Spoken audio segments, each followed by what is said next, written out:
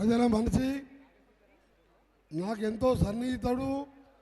గుమ్మడి నరసయ్య గారి చిత్ర switch on చేయడానికి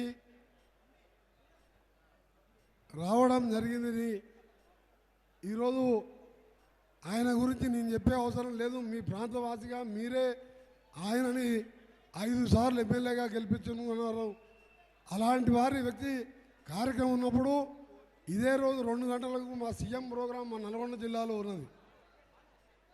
అయినా సరే నరసయ్య గారి కూతురు అనురాధ వచ్చి, అన్న మీరు కంపల్సరీ రావాలంటే, నేను సినిమా ఇండస్ట్రీ మినిస్టర్గా మొట్టమొదటి సినిమా క్లాబ్ కొట్టింది కూడా నరసన్న గారి సినిమాని.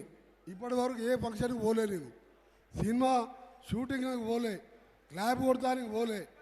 నరసయ్య గారికి ఉన్న అభిమానం, ఆయన ప్రజల మనిషిగా వ్యవసాయం చేసుకుంటూ సైకిల్ మీద తిరుగుతూ 5 సార్లు ఎమ్మెల్యేగా గెలిచిందంటే మామూలు విషయం కాదు. అలాగే మన ప్రముఖ కన్నడ నటుడు శివరాజ్ కుమార్ గారు, మీ అందరికీ తెలుసు. రాజ్ కుమార్ గారు మన ఎన్టీ రామారావు లాగా కన్నడంలో పెద్ద యాక్టరే కాదు, ప్రజల మనిషి. అలాంటి కుమారుడు శివరాజ్ కుమార్ గారు, వారి సతీమణి గారికి, అలాగే వేదిక పైన మా ఎమ్మెల్యేలకు, మా సిస్టర్ నందిని గారికి, మీ ఎమ్మెల్యేలకు పేరు పేరున సమయం లేదు కాబట్టి అసలు మనం నరసన్న హీరోగా ఆ పాత్రలో నటిస్తున్నందుకు thank you very much sir. On behalf Narasaiah I'm telling thank you very much. You are really great. Common man cinema you are accepted for acting. Really this is a great news. That's why all the way I came here to meet you.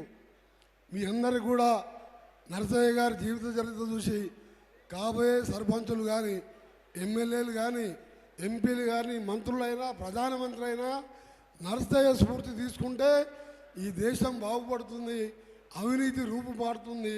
అలా విధంగా ప్రతి ఒక్కరు పోయే విధంగా నరసయ్యను తీసుకోవాలి. నేను అసెంబ్లీలో ఉన్నప్పుడు నరసన్న ఆడికెళ్ళి లాబీలు వెళ్ళినంటే నేనే ఎదురుగా పోయి కౌగులించుకొని ఇద్దరం గంట సేపు మాట్లాడుకునే వాళ్ళం. సమస్యల మీద ప్రతి విషయంలో కూడా ఆయన నాతో, నేను ఆయనను గౌరవిస్తూ ఆయనతో తిరిగేవాడిని.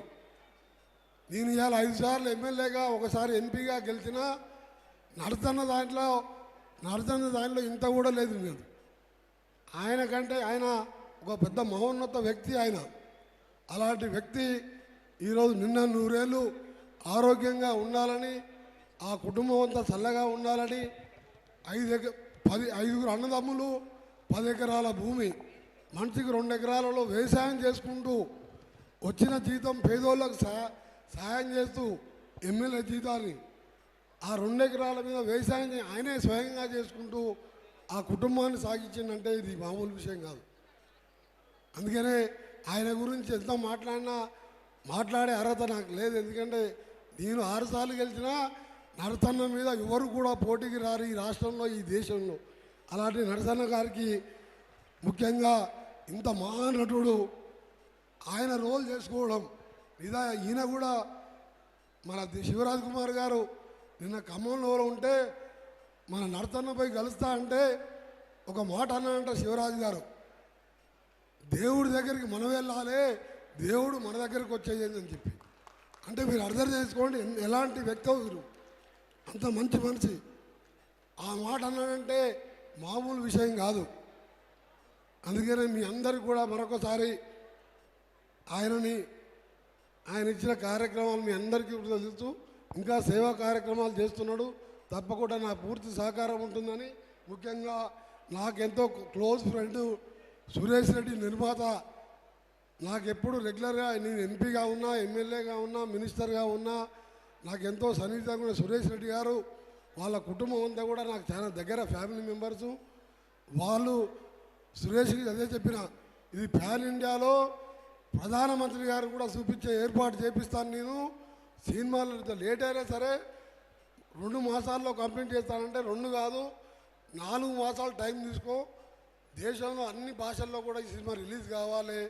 ప్రజలు మారాలంటే, ప్రజల జీవితాలు మారాలంటే ప్రజాప్రతినిధులు నడిచేలా ఉండాలి.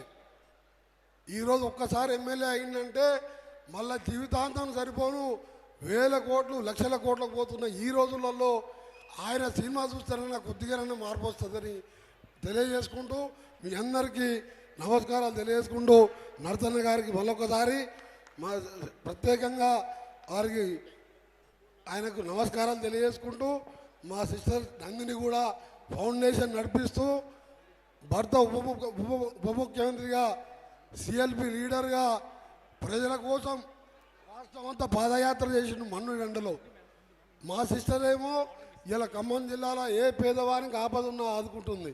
ఆమె కూడా చల్లగా ఉండాలని తెలియజేసుకుంటూ శివరాజు గారి దంపతులకు మీ అందరికి కూడా 2 చేతులెత్తి నమస్కరిస్తా.